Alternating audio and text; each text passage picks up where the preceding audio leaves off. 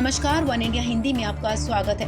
उत्तर Korea के तानाशाह Kim Jong Un के स्वास्थ्य को लेकर पिछले करीब 20 दिनों से चल रही अटकलें खत्म होती नजर आ रही हैं। शुक्रवार को मजदूर दिवस पर तानाशाह किम जोंग उन एक फर्टिलाइजर की फैक्ट्री के उद्घाटन कार्यक्रम में दिखाई दी। ये फैक्ट्री उत्तर कोरिया के दक्षिण पूर्वी कस्बे सुनचियान में स्थित है। इस दौरान किम जोंग उन की बहन किम यो जोंग भी साय की तरह उनके साथ मौजूद रही।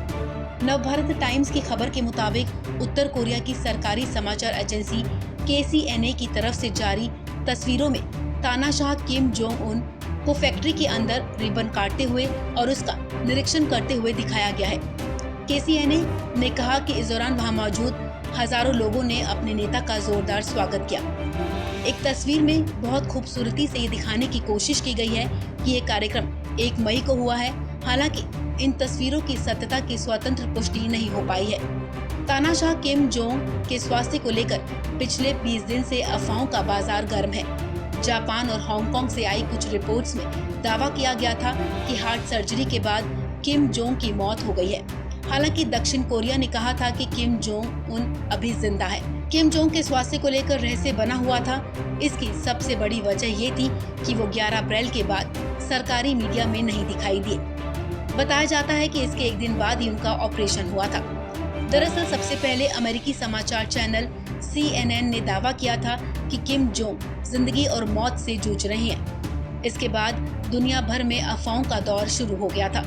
एक दावे में कहा गया था कि किम जोंग मिसाइल टेस्ट के दौरान गंभीर रूप से घायल हो गए हैं। जापान के गेंदाई बिजनेस के एक रिपोर्ट के मुताबिक उत्तर कोरिया की सत्तारूढ़ वर्कर्स पार्टी ने किम को हस्ताक्षर के लिए कुछ प्रस्ताव भेजे थे, लेकिन इनसे जुड़े दस्तावेज वापस नहीं आए। इसी दौरान अमेरिका के राष्ट्रपति डोनाल्ड ट्रंप और दक्षिण कोरिया का दावा है कि वो जानते हैं कि किम कहाँ है।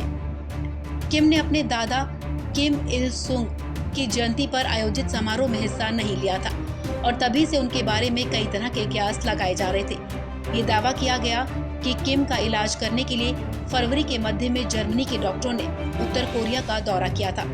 इससे पहले फ्रांस से डॉक्टरों की एक टीम भेजने का अनुरोध किया गया था।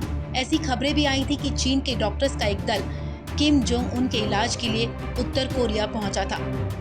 किम के बीमार होने की अटकलों के बीच दावा किया गया था कि उनकी छोटी बहन किम यो जोंग ने सत्ता संभाल ली है। दक्षिण कोरिया की नेशनल असेंबली रिसर्च सर्विसेज का कहना था कि किम की बहन कुछ दिनों से अपने अधिकारों का इस्तेमाल कर रही हैं। उधर प्योंगयांग में एक सूत्र ने डेली NK से कहा था कि किम योंग जोंग की सत्ता अपने हाथ में लेने की कोई गुंजाइश नहीं है, क्योंकि उन्हें असली उत्तराधिकारी नहीं माना जाता।